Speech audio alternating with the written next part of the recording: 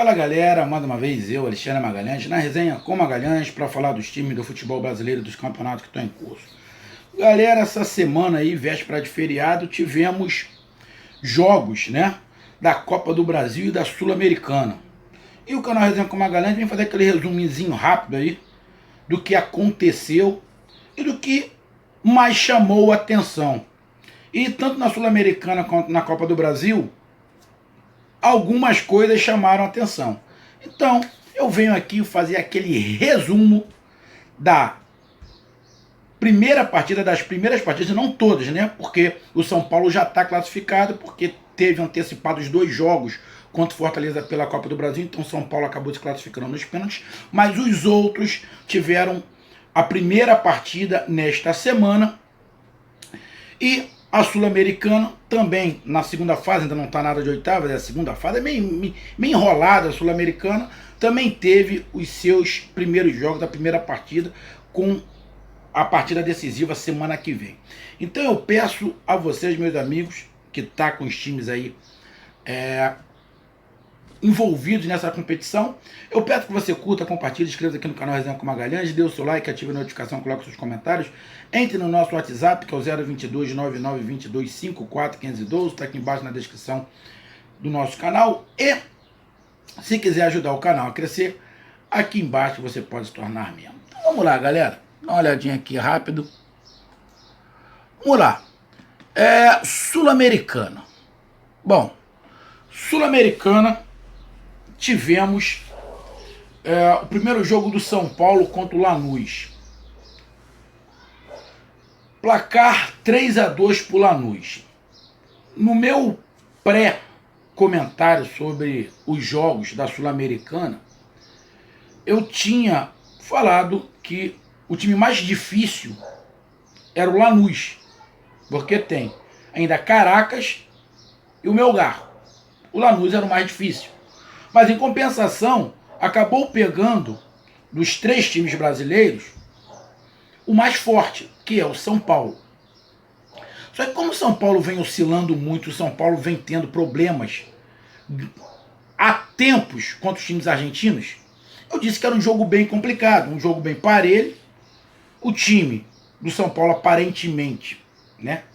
Porque o brasileiro tem em si uma mania de vez em quando de supervalorizar o nosso time e desmerecer um pouco o outro, mas acaba sendo porque a gente não acompanha muito os outros campeonatos. Mas a princípio, aparentemente, parece que o time do São Paulo é um pouco mais qualificado. Só que eu achava o jogo muito parelho como foi. E o Lanús acabou ganhando 3-2, mas é um placar mínimo que o São Paulo tem como reverter, porque o jogo decisivo é aqui no Brasil. Poderia ter sido com um placar melhor, porque o São Paulo, se não estiver enganado, tomou o último gol no finalzinho, que estava levando empate, mas acredito eu que o São Paulo, jogando normal, sem inventar, sem nada, consiga a classificação. Só que tem um detalhe. O São Paulo tem um jogo no final de semana pelo Campeonato Brasileiro contra o Flamengo, no Maracanã, se eu não estiver enganado. Vai com o time principal, machuca uma das peças principais. O São Paulo está na parte de cima da tabela. Ele não tem a necessidade e o desespero de botar o time inteiro para fazer ponto. Ele já está na parte de cima da tabela e está com 3 jogos a menos. Então, acredito eu que o momento agora, até pela pressão, é para o São Paulo colocar sua força máxima na Sul-Americana para passar de fase. Porque senão vai ficar bem complicado. Então acredito que o Diniz deva poupar alguns jogadores nesse jogo contra o Flamengo por causa da Sul-Americana. Como provavelmente o Flamengo, apesar que o Flamengo não deve poupar nada, que o Flamengo tá todo jogo coloca um time. Então o Flamengo não vai fazer muita diferença. O Flamengo tá sempre mudando o time. Então, tu vai poupar? Não. O Flamengo muda o time, mas o São Paulo precisa poupar sim, porque é um jogo interessante, é uma graninha, é um título internacional, e o São Paulo não ganha um título internacional faz algum tempo, né? Mas, placar que dá pro São Paulo virar. Outro jogo, tivemos o Vasco da Gama, que dos 3 é o que está na situação mais complicada no Campeonato Brasileiro. Vem caindo pelas tabelas, já está na zona do rebaixamento. Jogou contra o Caracas, um time bem limitado, mas bem limitado. E o Vasco ganhou só de 1-0. Só de 1-0. Só que o Vasco decide fora. A mesma situação do São Paulo que eu falei que é um placar mínimo, o São Paulo dá para reverter aqui, é a situação do Caracas contra o Vasco, porque o Vasco tá bem complicado. Então, eu acredito que o Vasco também dê para se classificar, mas eu acredito até mais que seja mais fácil para o São Paulo se classificar jogando em casa contra o Lanús do que o Vasco se classificar jogando fora de casa contra o Caracas, que é um time muito fraco, mas o Vasco também não vem mostrando muita coisa, mas ganhou. O empate é do Vasco. Então, vamos ver, mas não tem nada perdido. O Vasco ainda, se não tiver enganado, poderia ter ganho 2-0, que perdeu um pênalti. Mas o Vasco ganhou, fez a sua parte. Mas um placar muito mínimo para um time muito fraco, que é o do Caracas. E o outro jogo foi o jogo do Bahia contra o Melgar, do Peru. O Melgar ganhou de 1-0. O segundo jogo é aqui no Brasil, lá na Bahia. O Bahia fez um primeiro tempo horroroso, merecia perder mesmo. Segundo tempo o Bahia melhorou, mas com Cleison e Rossi de atacante fica muito difícil para qualquer time, para qualquer centroavante, para qualquer meio de campo, para qualquer lateral jogar. Eles são muito limitados, não dá para jogar no Bahia. Cleison e Rossi não dá para jogar no Bahia, sinceramente, não dá. Mas o time do Melgar, numa sequência, o Lanús é mais forte, depois vem o Melgar e depois do Caracas. Acabou ficando mais ou menos parelho. O mais forte do Brasil contra o Lanús, o do meio, que é o Bahia, contra o Melgar, e o mais fraco atualmente, que é o Vasco contra o Caracas. O placar do jogo do Bahia: o Bahia perdeu até alguns gols, mas não fez uma grande partida, até fez no segundo tempo, mas não vou falar que o placar foi injusto não, mas o jogo aqui no Brasil, o Bahia é melhor, mas tem que jogar, dá para o Bahia se classificar. Então eu acredito que quem tem a missão mais difícil para passar de fase seja o Vasco, mesmo o Caracas sendo mais fraco. Então esse foi o resumo da Sul-Americana. Agora vamos lá para a Copa do Brasil. Bom, na Copa do Brasil, como eu falei, já tivemos a definição entre Fortaleza e São Paulo, se classificou o São Paulo. O primeiro jogo foi 3-3, o segundo, se não estiver enganado, acho que foi 2-2, acho que foi isso, foi 2-2, aí foi para os pênaltis, o São Paulo acabou se classificando. E todos os outros jogos, os outros 7 jogos, foram nesta semana. O primeiro foi o Botafogo e Cuiabá. O Botafogo perdeu em casa para o Cuiabá. O Botafogo tem uma missão muito complicada contra o Cuiabá. Além do mais, meu amigo torcedor botafoguense, e você, meu amigo Cristiano, e os amigos que estão aqui no WhatsApp da torcida do Botafogo, é muito difícil. Quando eu critiquei o Montenegro, a torcida do Botafogo caiu de pau em cima de mim. Meu irmão, na boa, meu amigo torcedor do Botafogo, você não pode confiar no Montenegro, cara. Não dá. O cara é torcedor. O cara é torcedor, filho. Ah, porque ele ganhou o título lá atrás. Porra! Só, é igual o André Sanches no Corinthians. E aí? E agora? O Corinthians tá numa merda de dar gosto. Agora, o Montenegro já tinha falado mal de todo mundo, e depois... agora é SA, seremos o gigante do Brasil, agora tá uma merda, o Botafogo tá falido. Amigo, torcedor, você tem que... Porra, Montenegro é torcedor, parceiro. Torcedor. Isso, ninguém tira dele. O cara ama o clube. Mas do que ele fala de merda e de administração, filho, esquece. O tanto que o que ele administra não tem credibilidade nenhuma. É aquela empresa de estatística. Ninguém acredita naquela porra. Tá, irmão, tem que enxergar o negócio. Ele falou que o Botafogo tá falido, a SA foi uma causada para iludir a torcida. O Botafogo tem uma missão muito complicada. O Botafogo tem que passar, que tá precisando de dinheiro desesperadamente. Mas na boa, não vai ser fácil virar esse placar contra o Cuiabá. Ah, o Cuiabá é um timaço? Não. O problema é que o Botafogo também não é. Então, um jogo bem complicado pro Botafogo, mas Não tem nada perdido. Placar mínimo. Placar mínimo. Então dá pro Botafogo se classificar. Mas vai ter que jogar bola. Vai ter que jogar bola e fazer gol, né? Senão, não dá. Outro jogo, Santos e Ceará. Esse jogo aí teve um por maior, que o Santos jogou o segundo tempo inteiro com um a menos. O Ceará conseguiu um grande resultado, que foi o 0-0 fora de casa. O outro jogo é mando de campo do Ceará. Aí eu falei eu vi o jogo Santos e Ceará e eu fiz uma resenha. Aí me veio um torcedor do Ceará. Porra, pelo amor de Deus, eu tenho que desenhar, cara. Eu tenho que desenhar, porque tem nego que não entende. Eu disse o seguinte: o Ceará teve mais posse de bola. Legal. Só que a posse de bola que o Ceará teve, pelo fato do Santos ter um jogador a menos, meu amigo torcedor do Ceará, que entrou no YouTube falando, eu disse o seguinte: se o jogo tivesse 11 contra 11, a posse de bola do Ceará tava legal. Tava legal. O problema é que o segundo tempo inteiro, o Ceará ficou com um jogador a mais. E a posse de bola do Ceará tinha que ter sido muito maior. Muito maior. Foi isso que eu falei. Ah, Magalhães, mas no segundo tempo ele teve 80% de posse de bola. Tá, mas ele tinha que ter tido posse de bola também no primeiro tempo. É isso que eu tô falando.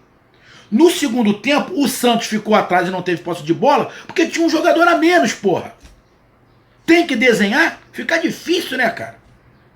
Se o Santos tem um jogador a mais, tá com 11 jogador, o Ceará não ia ter aqueles 70, 80% de posse de bola no segundo tempo. Não ia ter. Porque não é característica do Santos, do Ceará. O próprio treinador falou: não sei o que tô mentindo não, então pega a porra do vídeo e olha. Porra, difícil, né? Então o que eu falei, que a posse de bola ficou parelha, mas pelo fato do Ceará ter um jogador a mais, a posse de bola tinha que ter sido maior. Não foi maior por quê? Porque no primeiro tempo o Ceará não teve posse de bola. Simples assim. Quando estava 11 contra 11, o Ceará não tinha posse de bola. Só teve quando teve um jogador a mais. E mesmo assim não foi suficiente. Porque se tivesse a posse de bola, uma posse de bola qualificada, talvez tivesse conseguido até o gol. E olha que tomou um sufoco do Santos com um a menos. Foi isso que eu falei. Mas foi um grande resultado do Ceará. Tudo em aberto. Tudo em aberto. Nada definitivo, 50% para cada um. Quero ver se o Ceará jogando em casa, meu amigo torcedor, vai ter a posse de bola. Eu quero ver. Vou ver esse jogo. Vamos ver. Após o jogo a gente faz os comentários. Atlético Goianiense 1, Internacional 2.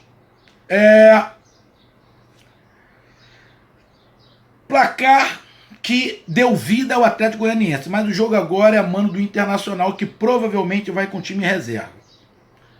Tá bem encaminhado o Internacional, mas não tá definido. Tá bem encaminhado. O time do Internacional é muito mais qualificado.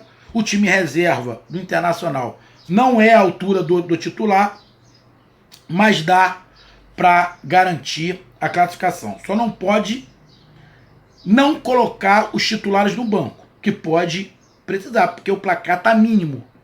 O placar está mínimo. Mínimo. Então, tem que se precaver. Acredito que o Internacional vai com o time principal contra o Corinthians no Campeonato Brasileiro e vai com o time misto ou reserva contra o Atlético Goianiense. Mas, vamos reparar.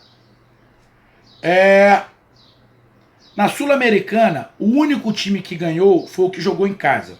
Que São Paulo e Bahia, que jogaram fora, perderam. E o Vasco que jogou em casa ganhou. Na Copa do Brasil, Botafogo jogou em casa contra o Cuiabá, perdeu. Santos jogou em casa contra o Ceará, não conseguiu ganhar. Atlético Goianiense joga contra o Internacional, perdeu. Mandante perdeu. Aí tivemos Atlético Paranaense 0, Flamengo 1. Atlético Paranaense mandante, perdeu. Jogo distinto, primeiro tempo melhor do Flamengo, segundo tempo melhor do Atlético Paranaense, mas o goleiro do Flamengo pegou tudo, agarrou muito. Placar dentro do normal, porque poderia acontecer alguma coisa, e também tudo em aberto. Tudo em aberto.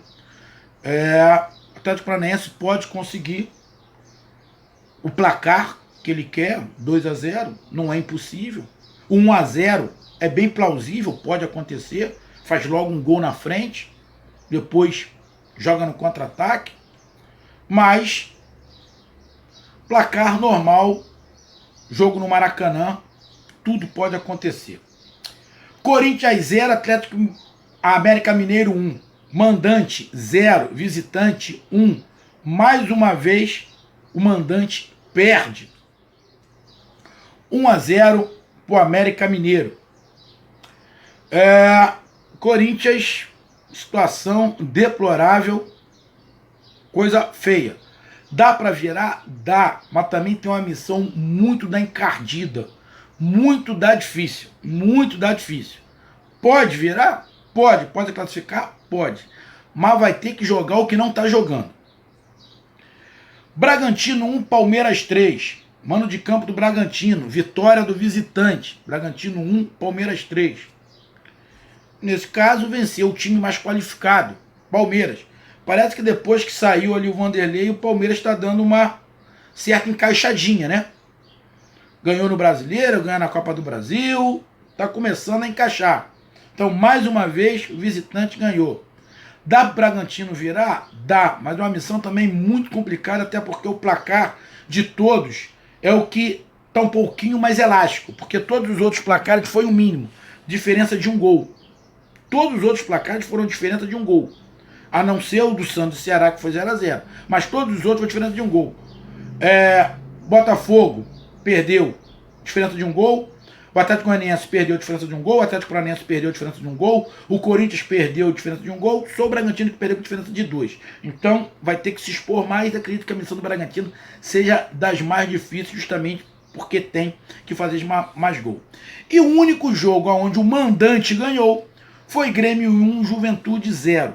Mando de campo do Grêmio, o segundo jogo, mando de campo do Juventude. Placar mínimo também. Placar mínimo também. E tudo pode acontecer. Bom, os placares muito curtos. A maioria dos visitantes ganhou. O único mandante que ganhou foi o Grêmio, mesmo assim com placar muito mínimo. Igual na Sul-Americana. Quem ganhou foi o Vasco jogando em casa com placar mínimo. E os brasileiros que perderam também pelo placar mínimo. Então, tanto Sul-Americana quanto Copa do Brasil, as vitórias foram por placar muito apertado. Está tudo em aberto. Tudo em aberto. O único jogo que eu posso falar que o time tem uma vantagem a mais é a do Palmeiras, que tem 2 gols. O restante, tudo muito parelho. Nada definido. Será que teremos surpresas? Poderemos ter, mas aí é ficar dando tiro na água, fazer exercício de futurologia. Tudo pode acontecer. Um grande abraço, até mais, e esse foi o resumo da Sul-Americana e da Copa do Brasil 2020, seus primeiros jogos. Tamo junto, fui!